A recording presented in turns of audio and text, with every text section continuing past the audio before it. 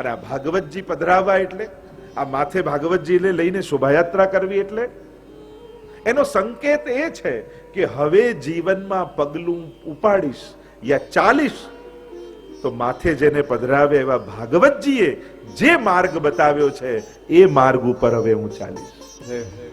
આ ભાવના આપણી શોભાયાત્રાની છે. કે આ શોભાયાત્રા માથે લઈને કેમ પધરાવાનું, એનું કારણ જ હવે મારા માથે ભાગવતજી બિરાજ્યા છે. હવે હું એમને શરણમાં આવ્યો છું. હવે એ જે માર્ગ બતાવે એના ઉપર મારે ચાલવું, મારે મારા જીવનને સફળ કરવું છે. અત્યાર સુધી આપણા જીવનને સુખી કરવાના વિચારમાં હતા, મારે મારું જીવન સુખી બનાવવું છે. હવે ભાગવતજી દ્વારા એક નવો વિચાર મળશે, હવે મારે મારા જીવનને સફળ બનાવવું છે. કારણ કે જ્યારે ઉત્તમ વિનિયોગ થાય ત્યારે જ એની સફળતા સાર્થક થાય. પુરા ભવમ ઇતિ પુરાણમ, જે પહેલા થઈ ગયું, યા પુરા નવમ ઇતિ પુરાણમ, જે સદાય નવું છે એને પુરાણ કહેવાય. શાસ્ત્રો ક્યારે પણ જૂના થતા નથી. ઘણા કે આટલા હજારો વર્ષ પહેલા કથાનું આજે શું કામ? અચ્છા, તો આજે ક્રોધ જતો રહ્યો, ઈર્ષા જતી રહી, લોભ જતો રહ્યો, દ્વેષ જતો રહ્યો છે ને, તો એ જ દવા ખાવી પડે. અને તમને એવું લાગે છે કે પહેલા કરતા આ બધું વધ્યું છે? ઓ, તો આની હવે વધારે જરૂર છે. જો પહેલા કરતા આ વધ્યું હોય તો આ દવાની હવે વધારે જરૂર છે. અહીંયા સ્વયં ભગવાન છે આ શબ્દોમાં. આ સાધારણ શબ્દો નથી. આ કોઈ સાહિત્યકારની કોઈ કલ્પના કે રચના નથી. આ ભગવતા પ્રોક્તમ ભાગવતમ, જો ભગવાનને ખુદને કહા હૈ. કારણ કે ભગવાન અને ભગવાનની વાણી આ બંનેમાં કોઈ ફરક નથી. એટલે કે તમે ભગવાનની વાણીનું ગુણગાન કરો એટલે કે ભગવાન અત્યારે તમારા મુખમાં આવીને બિરાજ્યા છે. ભેદ નથી, એક જ છે. જે આનંદ અને જે લાભ નાથ દ્વારા જઈ શ્રીનાથજીને દંડવત કરીને મળે એ જ લાભ અને એ જ આનંદ ભાગવતજીને દંડવત કરીને મળશે. આ એવી દિવ્ય ગાથા છે. આનું ખૂબ જ મહત્વ આપણા આચાર્યોએ, સમસ્ત આચાર્યોને, એમાં પણ મહાપ્રભુજીએ તો સમગ્ર હિન્દુ ધર્મમાં ભાગવતજીને પ્રમાણ ગ્રંથ રૂપે સ્થાપિત કરે. એ પૂર્વ ભાગવતજીને પ્રમાણ ગ્રંથ રૂપે ન સ્વીકારતા.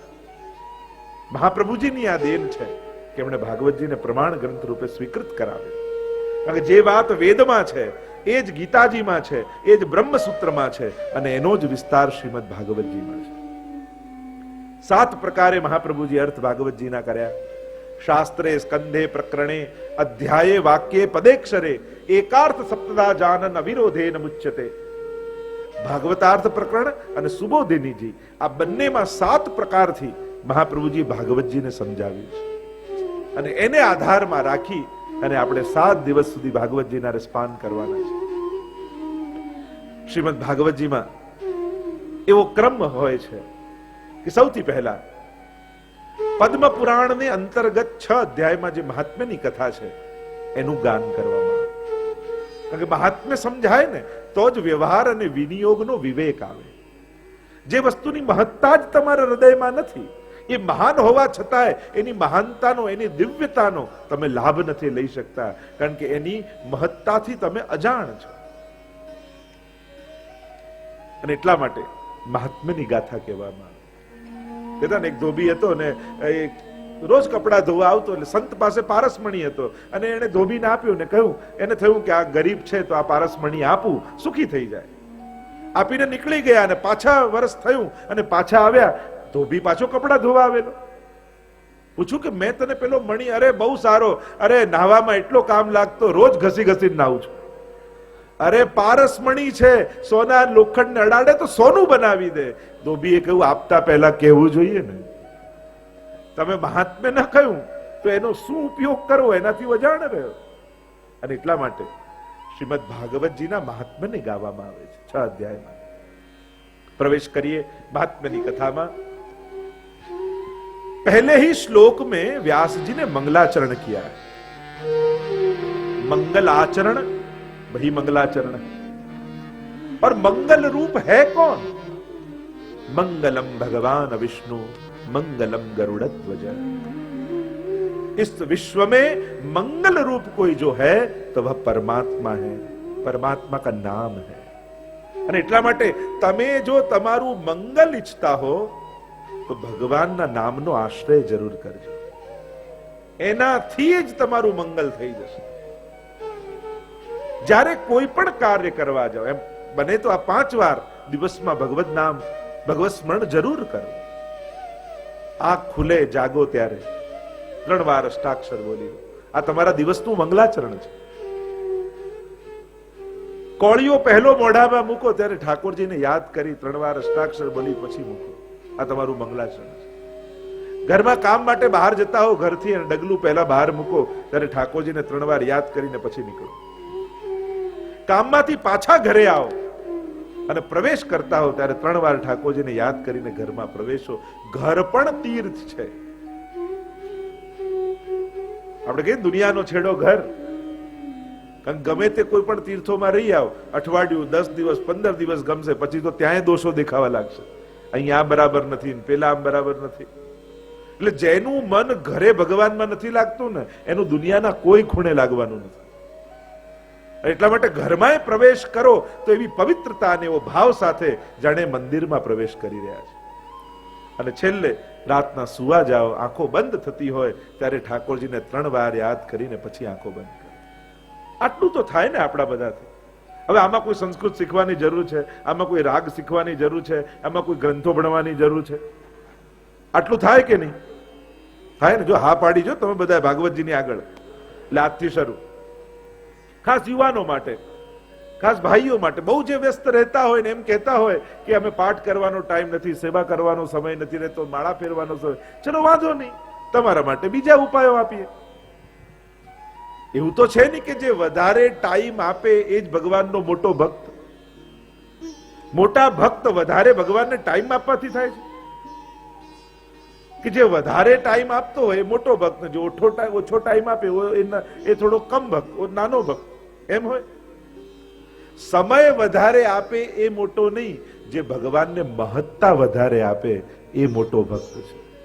તમે લાઈફમાં એને ઇમ્પોર્ટન્સ વધારે આપો છો ભગવાનને. તમારા દરેક કાર્યમાં, જીવનના દરેક પાસાઓમાં તમે એની મહત્તા સ્વીકારી અને પછી આગળ વધો છો તો તમે ભક્ત છો. કેવલ સમય આપવાથી થોડી ભક્ત થવાય. એવા તો ઘણા લોકો કાંઈ ન કરતો હોય, મંદિરે ઓટલે જઈને બેઠો રહે એટલે મોટો ભક્ત થઈ જાય ના. ઇમ્પોર્ટન્સ વધારે આપીએ છે કે નહીં, એની મહત્તા વધારે સ્વીકારીએ છે કે નહીં, કરનારો એ જ છે. મારી એક એક શ્વાસ એનો ઉપકાર મારા ઉપર છે. જે આભાર માનીને જીવે એ જ ભક્ત છે. બસ ભક્ત વૃત્તિનું નામ છે, પ્રવૃત્તિનું નામ થોડી છે. ભક્ત વૃત્તિ છે આપણી અંદર. એ વૃત્તિ જો વિકાસ પામી ગઈ પછી ભલે ને તમે વ્યસ્ત છો. વાર્તા સાહિત્યમાં જો નારાયણદાસજીની વાર્તા આવે, એટલા બધા વ્યસ્ત રહેતા, કામકાજમાં રાજકાજ કરતા, સમય જ ન મળે એટલે એમણે એક માણસ રાખ્યો અને એનું કામ જ 2 ઘડી થાય એટલે એ માણસનું કામ એટલું કે યાદ અપાવે કે ભૈયાજી ગોકુલ કબ ચલોગે.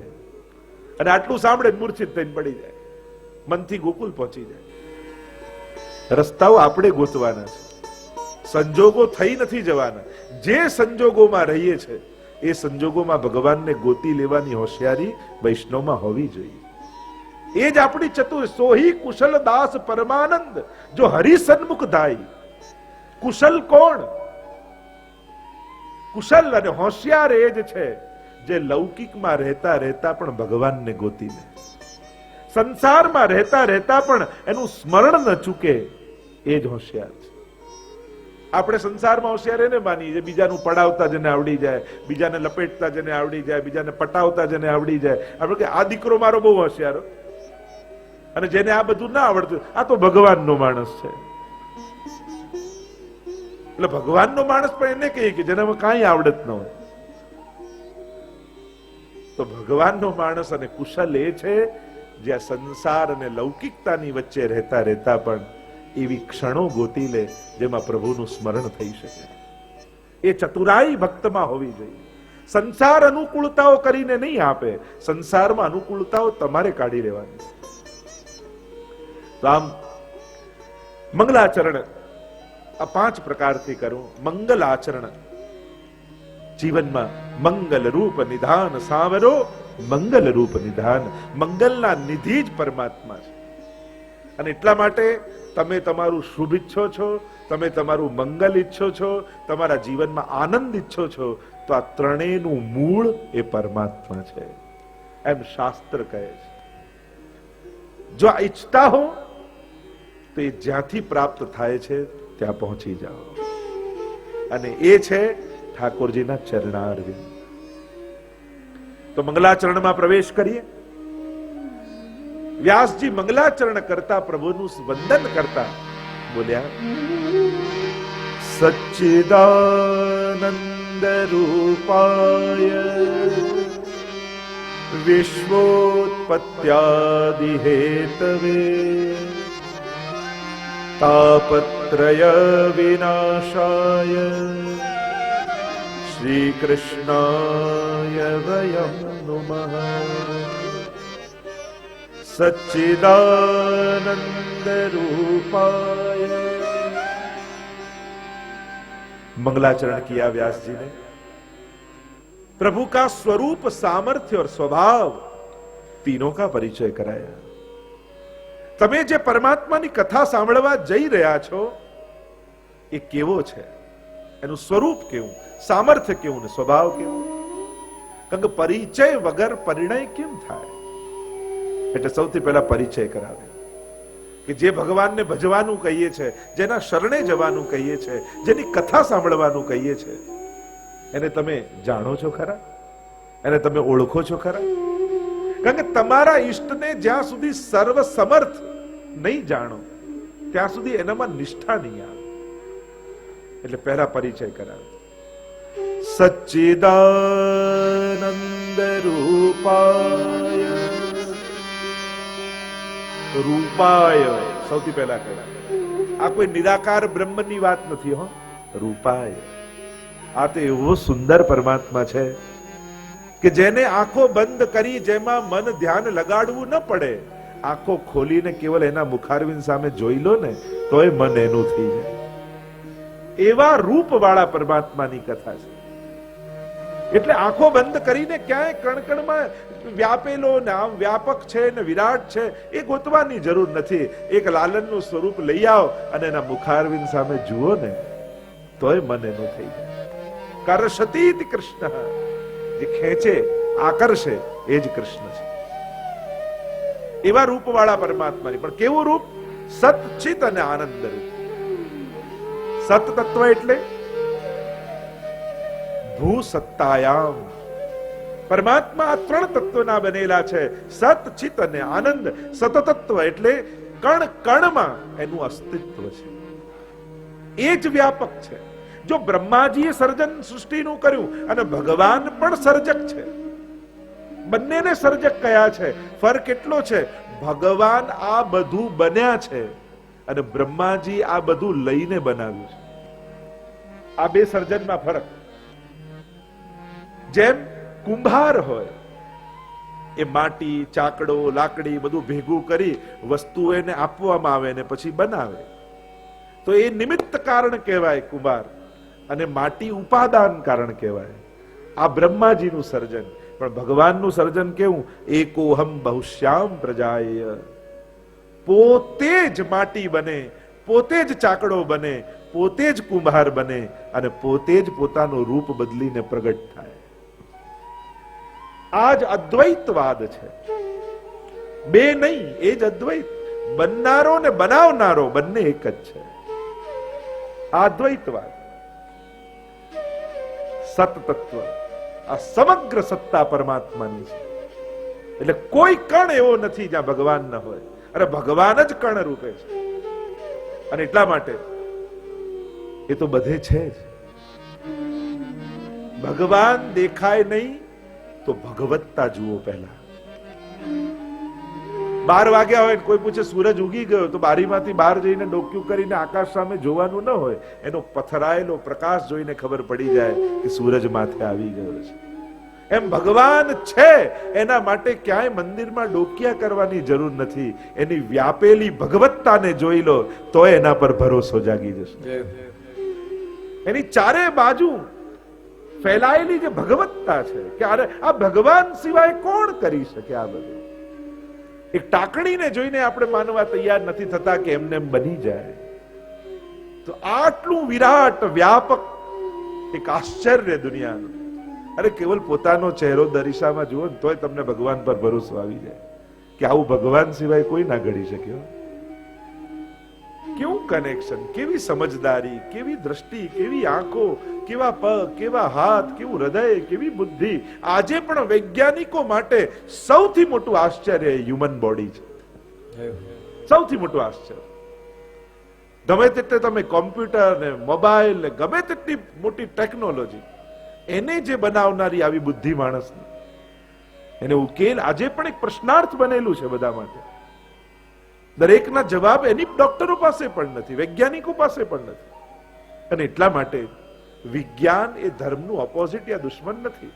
અત્યારના સમયમાં તો ધર્મનો સૌથી નજીકનો કોઈ મિત્ર હોય તો વિજ્ઞાન છે.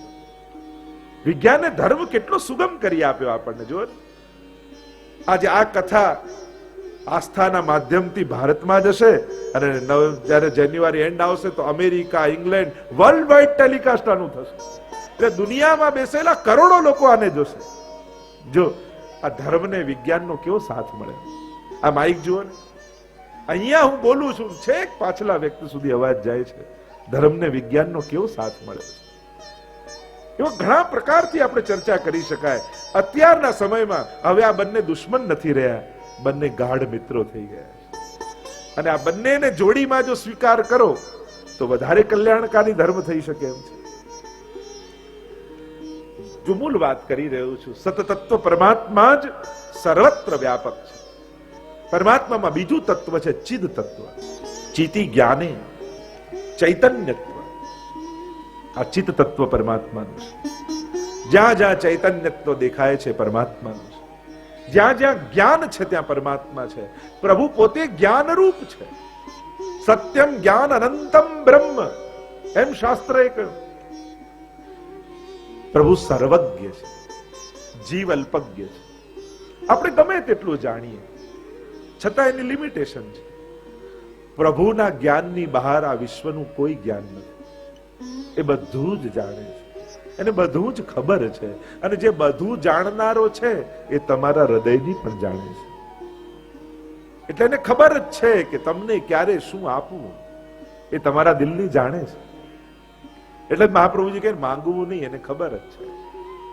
પણ તમારી માંગ પ્રમાણે નહીં આપે, તમારા હિત પ્રમાણે આપશે. ત્રીજું તત્વ પરમાત્મામાં છે આનંદ તત્વ. પરમાત્મા ત્રણેયના બનેલા છે. પ્રભુ એટલે આનંદ. લઈને મળે એ સુખ, આપીને મળે એ આનંદ છે. જમીને મળે એ સુખ, પણ ભૂખ્યાને જમાડીને મળે એ આનંદ છે. બંનેના ફિલિંગ્સ કેવા જુદા હોય છે. જ્યારે પણ આત્મધર્મ તમે કરો ત્યારે એક જુદો જ આનંદ તમને અનુભવાય. એ ઇન્દ્રિયોથી પરનો આનંદ હોય.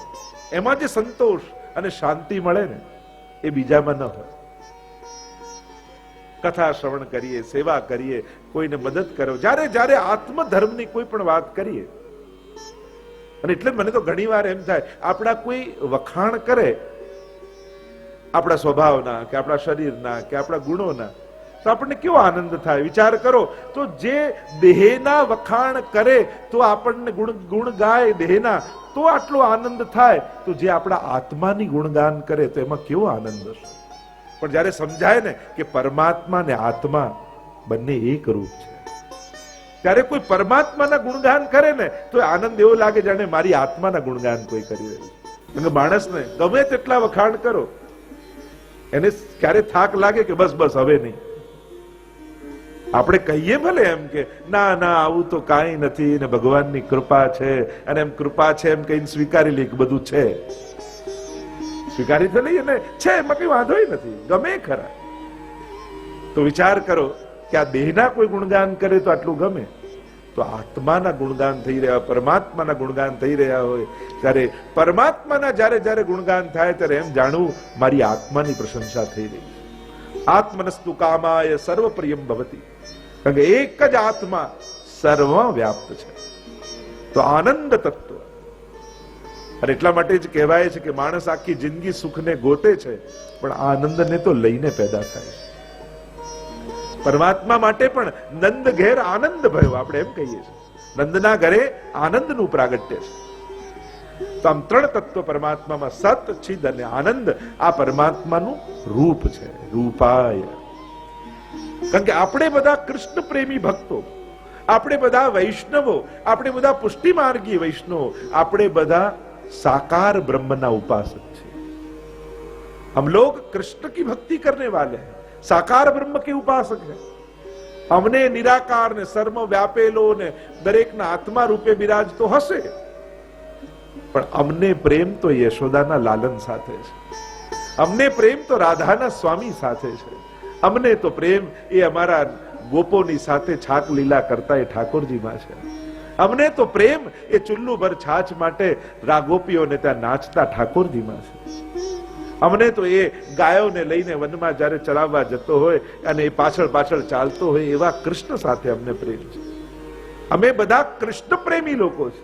અમારા માટે બ્રહ્મ, ઈશ્વર, પરમાત્મા એ બધું કૃષ્ણ જ છે. અને એ પ્રેમની સાથે આપણે બધા આગળ વધનારા. અને એટલા માટે અહીંયા કહ્યું સચ્ચિદાનંદ રૂપાય, આવું રૂપ છે. જો કહ્યું રૂપ તો ઉત્તમ છે, પણ એ કામ શું કરે છે? તો કહ્યું આ જે કામ કરે છે ને એવું તો કોઈ નથી કરી શકતું. તો કે શું કામ કરે છે? તો કહ્યું વિશ્વોત્પત્યાદિ હેતવે, વિશ્વની ઉત્પત્તિ, સ્થિતિ અને લય કરે છે. આજ સર્જક છે, આજ પાલક છે અને આજ વિસર્જક છે. અને વિસર્જનમાં દ્વેષ નથી. રમત શરૂ કરી હોય, રમતા હોઈએ પછી રમત સમેટી લઈએ, એમાં કોઈ દ્વેષ નથી. માણસની તકલીફ એ માણસને સર્જન કરે તો એને મોહ થાય, પાલન કરે તો અહંકાર થાય, ગુમાવી બેસે તો દુખી થઈ જાય. પણ ભગવાન સર્જનમાં આનંદ, પાલનમાં આનંદ અને વિસર્જનમાં આનંદ.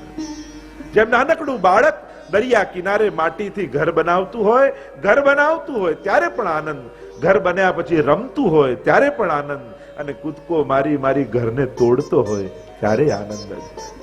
એને તો ત્રણેય પ્રસંગે આનંદ છે, એને ક્યાંય ભેદ નથી. એના માટે સર્જવું પણ રમત છે, રમવું પણ રમત છે અને તોડવું પણ રમત છે. નથી એને રાગ, નથી દ્વેષ, એનાથી પર છે, એ પરમાત્મા છે. તો આ સમગ્ર સૃષ્ટિનું સર્જન પરમાત્માએ પોતાનામાંથી કર્યું, એ જ પાલન કરી રહ્યો છે. આ વિશ્વને ચલાવનારો એ જ છે. અને એ જ જ્યારે નવસર્જન કરવું હોય ત્યારે વિસર્જન કરી દે છે. તો વિશ્વની ઉત્પત્તિ, સ્થિતિ ને લય પરમાત્મા કરે. તો કહું કે જે બહુ મોટા કામ કરતો હોય ને સ્વભાવનો બહુ આકરો હોય. તેનો સ્વભાવ કેવો છે? તો કે આના જેવો કૃપાળુ સ્વભાવ વાળો વિશ્વમાં બીજો કોઈ નથી.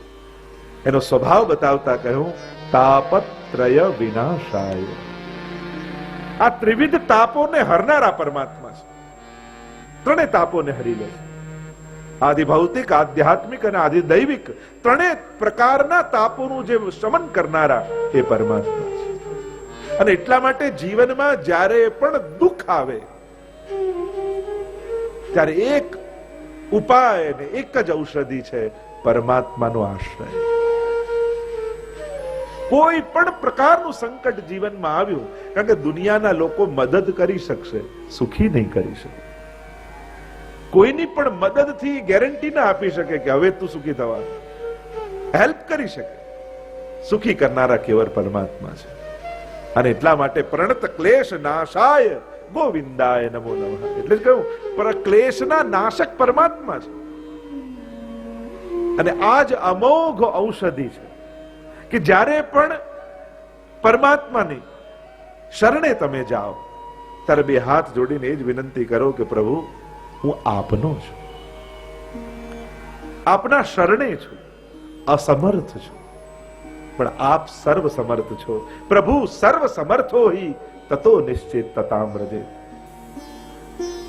ત્રણેય તાપોને હરી લેનારા પરમાત્મા આદિ ભૌતિક, આધ્યાત્મિક અને આદિ દૈવિક. સાધારણ શબ્દોમાં એમ કહેવામાં આવ્યું કે આદિ, વ્યાધિ ને ઉપાધિ ત્રણેયને દૂર કરનારા પરમાત્મા છે. અને આ ત્રણેય વસ્તુ દરેકના જીવનમાં લાગેલી છે જ. આ નહીં આવે એવું નથી, આ તો ચાલતું જ રહેવાનું. દરેકના જીવનમાં કોઈક દિવસ સારો જાય, કોઈ દિવસ કંઈક વિપરીત જાય, પણ જેનો ભરોસો દ્રઢ હોય ને એને ભગવાન બધેથી ઉગારી લે.